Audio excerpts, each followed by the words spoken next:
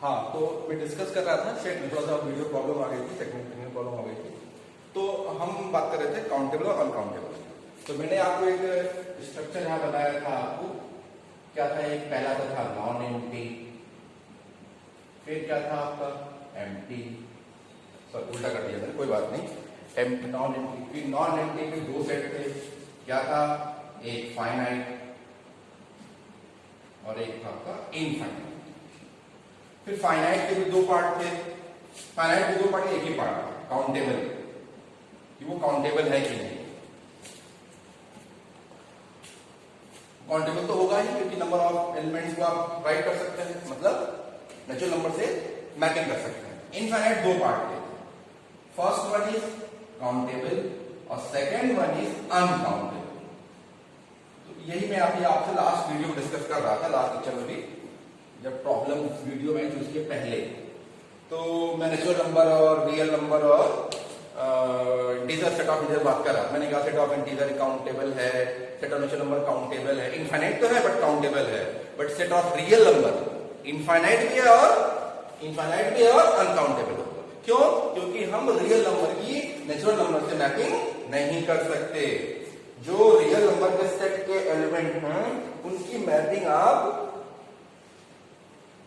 Natural number से नहीं कर सकते, इसलिए सेट ऑफ जो इंटीजर्स हैं, सॉरी सेट ऑफ जो रियल नंबर है वो अनकाउंटेबल।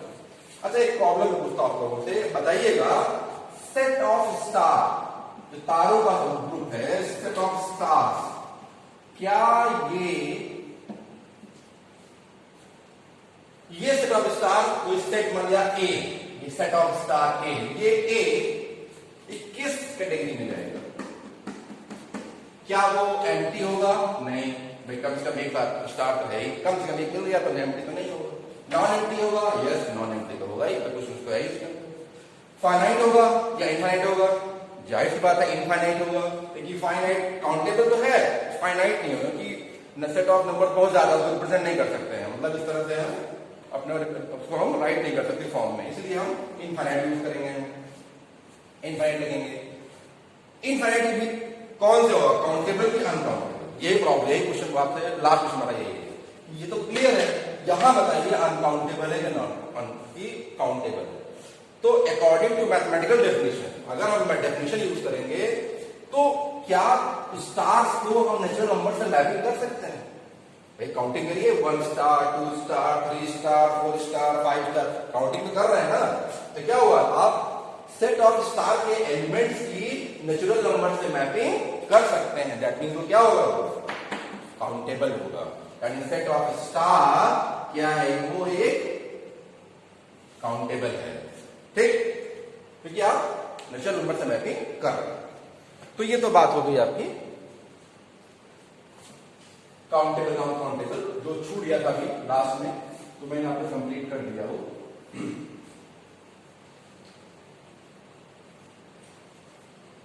अब हम बात करते हैं नेक्स्ट टॉपिक की, मैं भी डिस्कस कर रहा था, सबसेट। आपको पता होगा सबसेट क्या होता है? सबसेट, सबसेट क्या होता है?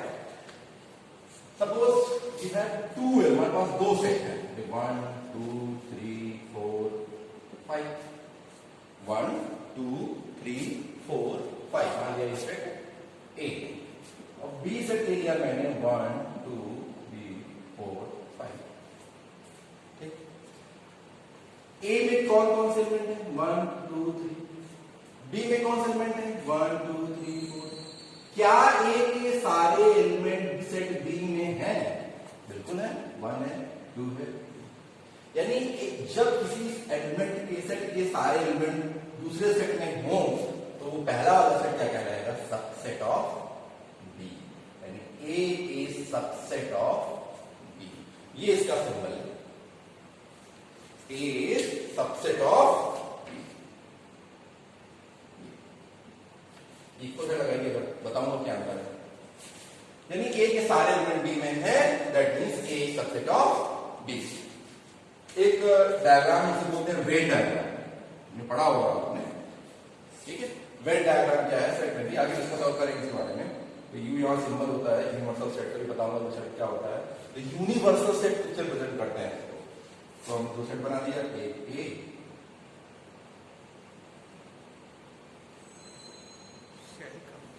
ठीक, ये आपका सेट बी है और ये सेट आपका ए। एक एलिमेंट कौन कौन से हैं, 1 2 3, और बी में कौन सा एक्स्ट्रा है, 4 5। बी तो पूरा कहलाएगा, ये भी होगा, यानी ए बी के अंदर है, तो ये क्या कहलाएगा, ये इज सबसेट ऑफ बी, यानी A is part of the B, directly कह सकते हैं A is the part of B. इस तरह से हम दो सेट को हम रिप्रेजेंट कर सकते हैं। अच्छा, कुछ सबसेट के बारे में और डिस्कस कर लेंगे, जैसे कि A is 1 2 3, B is 1 2 3, दोनों सेट है।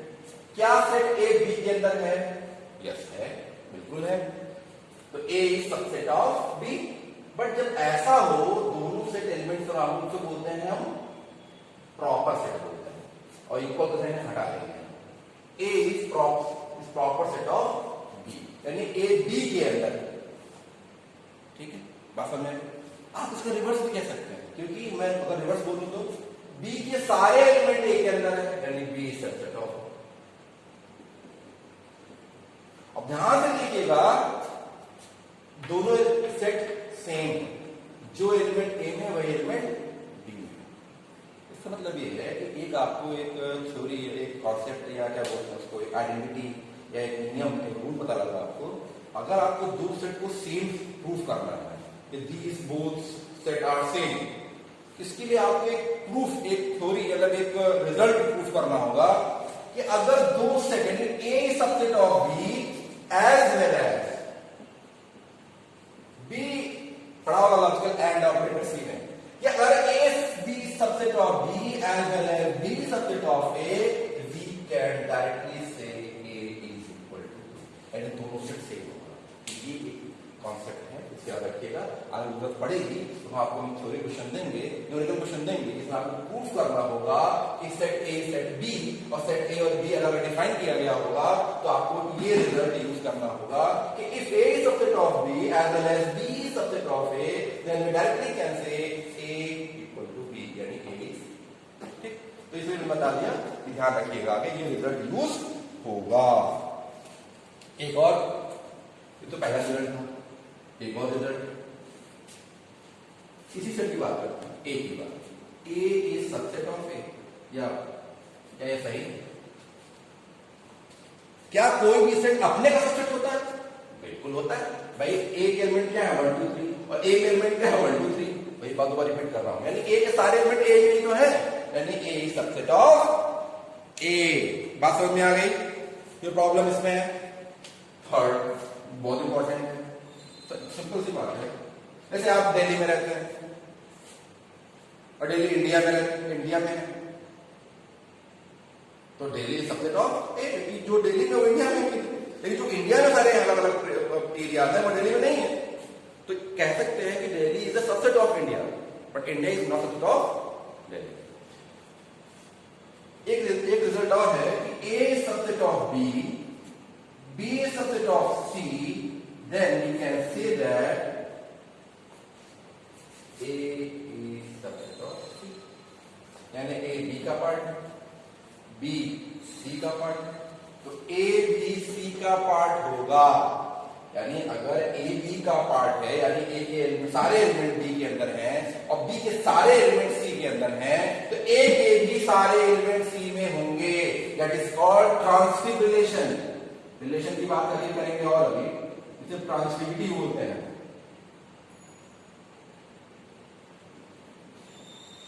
क्या बोलते हैं हम? ट्रांसिटिविटी, ठीक।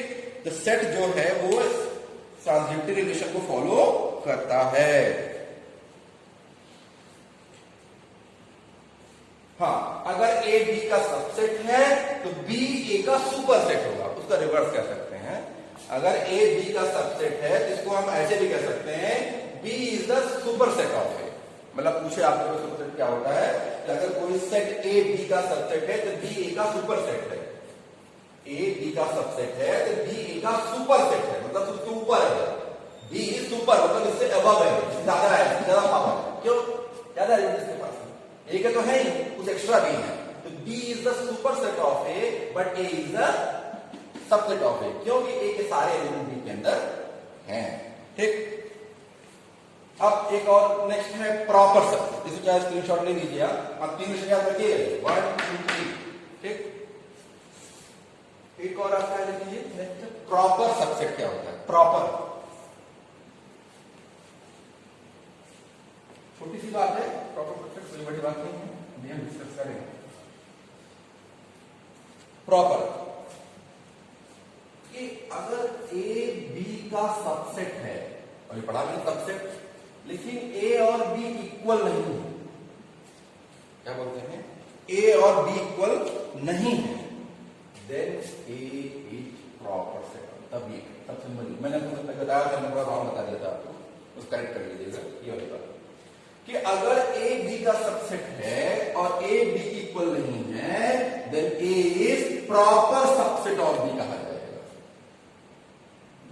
वो थोड़ा माइन्यूट डिफरेंस है, तो कंफ्यूज होइएगा कि ए बी का सबसेट है, बट ए के सारे एलिमेंट बी के अंदर तो हैं, बट ए बी के अंदर नहीं होना, ए बी इक्वल नहीं होना चाहिए, सेम नहीं, मतलब सेम बता दिया था, सेम नहीं होना चाहिए, then A is proper subset. क्या बोलते हैं इसको? Proper subset, proper subset.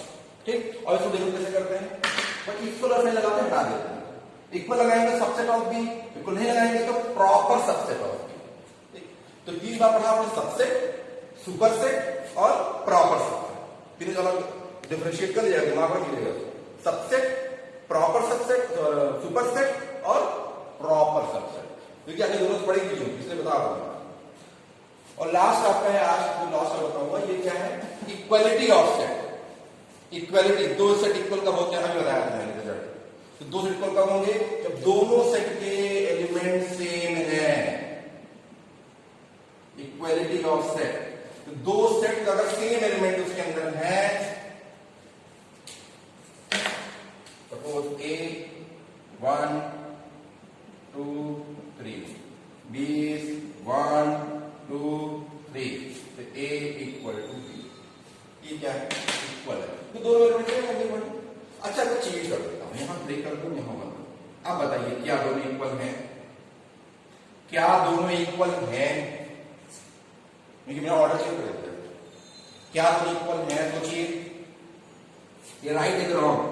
If A is 1 2 3 and B is 3 2 1, then A equal to B, correct है कि इनकरेक्ट? मैंने बताया था आपको अनऑर्डर्ड ऑर्डर्ड, यानी सेट के अंदर चाहे ऑर्डर में हो चाहे अनऑर्डर्ड में, सेट वही रहता है, यानी ये दोनों सेट सेम है, एलिमेंट सेम होने चाहिए, ऑर्डर से कोई मतलब नहीं है। ऑर्डर चाहे कुछ भी रखें हम, एलिमेंट दोनों में सेम होने चाहिए, दोनों में एलिमेंट सेम है, इसलिए भी होगा, ऑर्डर कुछ भी, ध्यान रखिए। ठीक, और वो रिजल्ट मैंने बताया दिया था आपको, result if A is subset of B and B is subset of A, then A is equal to B। ये तो आपने पढ़ा है, A सबसेट B का है, B सबसेट A का है, तो A और B सेम होगा। ठीक है, रिजल्ट याद रखिएगा, ये बहुत यूज होगा आगे। ठीक है, तो आज हम इतना ही टॉपिक रखते हैं। नेक्स्ट लेक्चर में हम नल सेट की, एम्प्टी सेट की, फाइल कहते हैं आप, यूनिवर्सल सेट है, पावर सेट है, और डिफरेंट ऑपरेशंस हैं, उसके डिस्कस हम करेंगे। अभी आपको लग रहा होगा हम पहले से पढ़ चुके हैं 11th 12th में, लेकिन लग रहा था पहले, अब आपको लग रहा होगा हाँ कुछ नई चीजें पढ़ी है, कुछ नई बातें मुझे पता की जो हमें पहले नहीं पढ़ाया गया था, जो हमारे सिलेबस में नहीं था। क्योंकि आप लोग बीटेक कर रहे हैं, आप ग्रेजुएशन कर रहे हैं, तो आपको एडवांस होना पड़ेगा, क्योंकि गेट में सेट थ्योरी से कम 2-3 क्वेश्चन आते हैं, चाहे कैसे भी। ठीक है, तो अगर आप इस यूनिट 1 और आप अच्छे से पढ़ लेते हैं, तो यूनिट 2 3 4 आगे भी आपको इजी हो जाएगा। क्यों? ये सब इसी पे बेस्ड है, विद डेफिनेशन ही है, fundamental concept which build on for the discrete structure. तो इसलिए फंडामेंटल दवाई फंडामेंटल क्लियर होना ही चाहिए। ठीक है, तो फंडामेंटल यूनिट फिजिक्स पढ़ा होगा MKS, अगर आपको यूनिट नहीं पता होगी, metre kilogram second, fundamental units, तो आगे क्या पढ़ेगा। ठीक, तो आज हम क्लास एंड करते हैं, नेक्स्ट लेक्चर में आपको इसके आगे डिस्कस करूंगा। ठीक।